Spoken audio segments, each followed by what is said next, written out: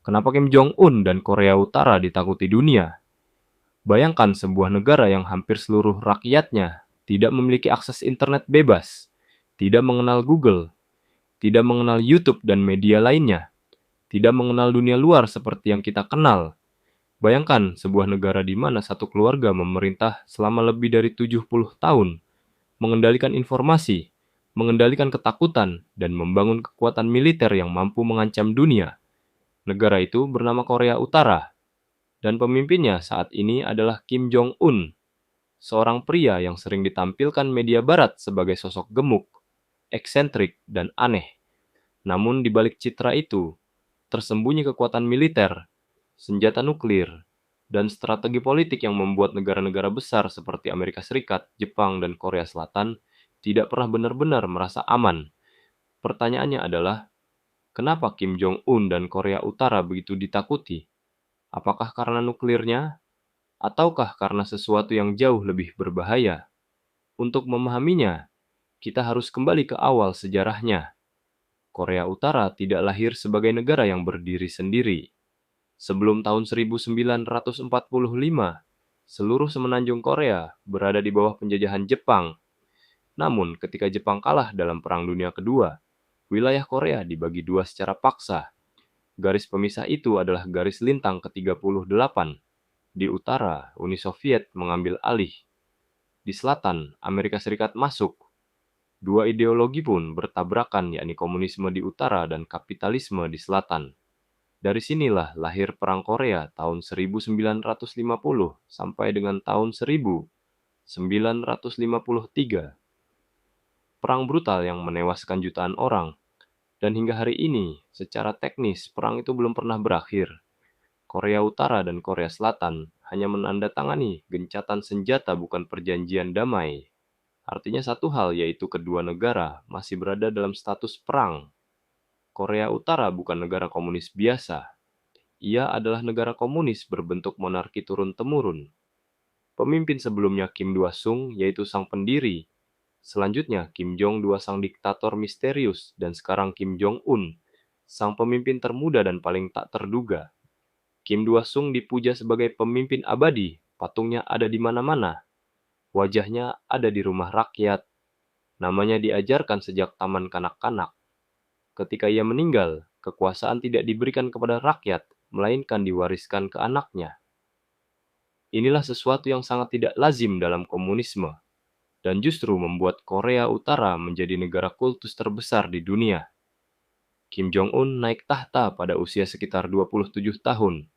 Banyak pihak mengira ia akan menjadi boneka, namun dugaan itu salah besar. Dalam beberapa tahun pertama, Kim Jong-un mengeksekusi pamannya sendiri, Jang Song-taek, menyingkirkan jenderal-jenderal senior, mengonsolidasikan kekuasaan mutlak. Sebelumnya ia belajar di Swiss. Ia memahami budaya barat, namun ia memilih menggunakan pengetahuan itu untuk memperkuat rezim, bukan membukanya. Kim Jong-un bukan pemimpin bodoh. Ia sangat rasional, namun kejam dan kalkulatif. Kenapa saat ini Korea Utara pimpinan Kim Jong-un ditakuti? Inilah inti dari segalanya. Korea Utara memiliki senjata nuklir, dan bukan hanya itu, mereka juga memiliki rudal balistik antar benua yang secara teori mampu menjangkau Korea Selatan, Jepang, Guam, bahkan Amerika Serikat daratan. Setiap uji coba nuklir Korea Utara mengguncang wilayah sekitar, memicu kepanikan global, dan mengirim sinyal ancaman politik. Masalahnya bukan hanya senjata itu ada. Masalahnya adalah Kim Jong-un tidak bisa ditebak. Berbeda dengan negara demokrasi yang memiliki sistem kontrol, keputusan perang di Korea Utara bisa ditentukan oleh satu orang saja. Dari sudut pandang dunia, Korea Utara terlihat agresif. Namun dari sudut pandang mereka sendiri, semua ini adalah strategi bertahan hidup. Kim Jong-un melihat contoh satu hal, yakni Irak dihancurkan karena tidak punya nuklir, dan Libya jatuh setelah menyerahkan nuklirnya. Pertanyaan yang banyak orang ingin tahu, kenapa dan bagaimana negara seperti Korea Utara bisa membuat senjata nuklir? Pertanyaan ini sering muncul karena satu hal, Korea Utara adalah negara miskin, terisolasi, dan dikenai sanksi berat. Namun anehnya, mereka mampu membangun senjata paling kompleks di dunia. Jawabannya bukan satu faktor, melainkan gabungan strategi jangka panjang, bantuan luar, dan obsesi rezim.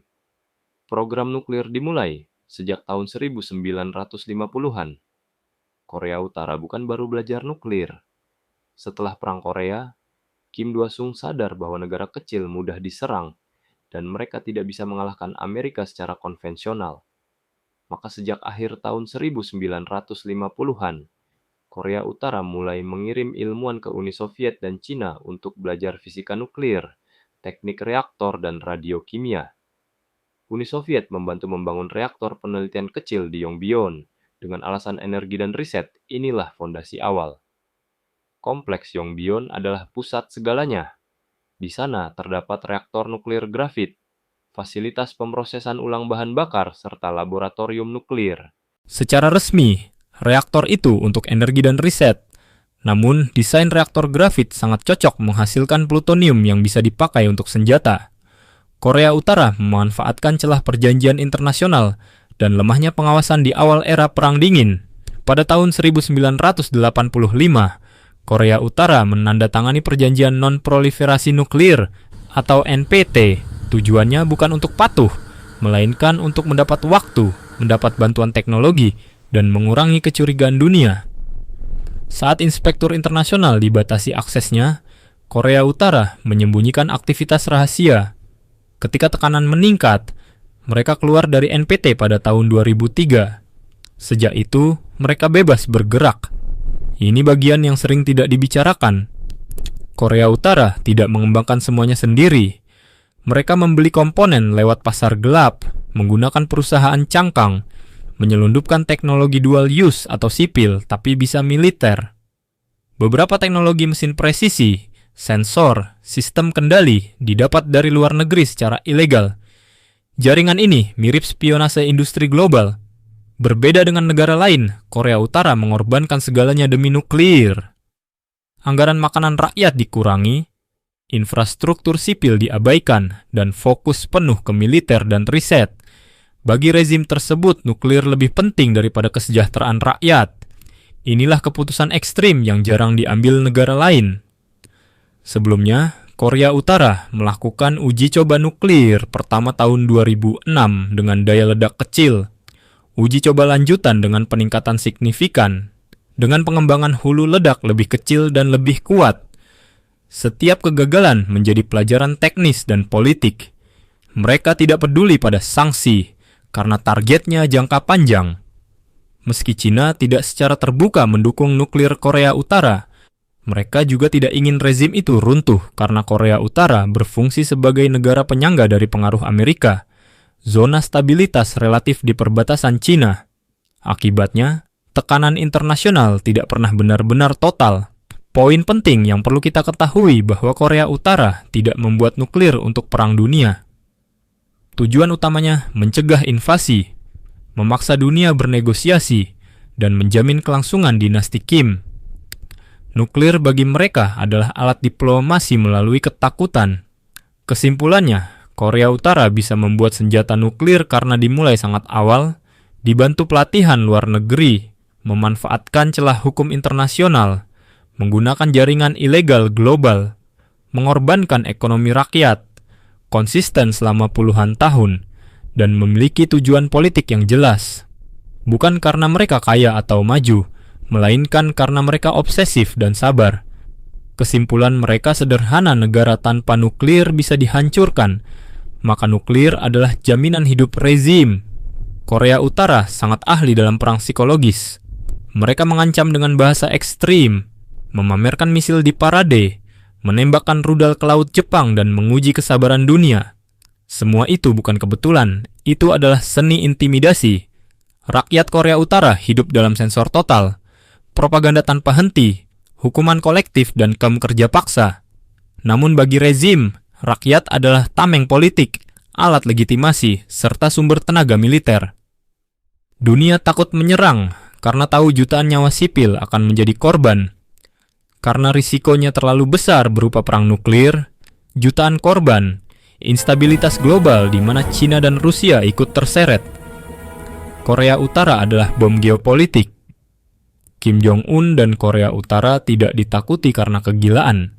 Mereka ditakuti karena rasionalitas ekstrem yang dibungkus teror. Selama dunia tidak menemukan solusi damai, dan selama nuklir tetap menjadi kartu utama, Korea Utara akan terus menjadi bayangan gelap yang menghantui geopolitik global. Dan pertanyaannya kini bukan lagi apakah Korea Utara berbahaya, melainkan kapan dunia harus berhadapan langsung dengannya. Jangan lupa di like, komen, dan subscribe channel ini untuk mengetahui berita dan pengetahuan dunia lainnya. Terima kasih.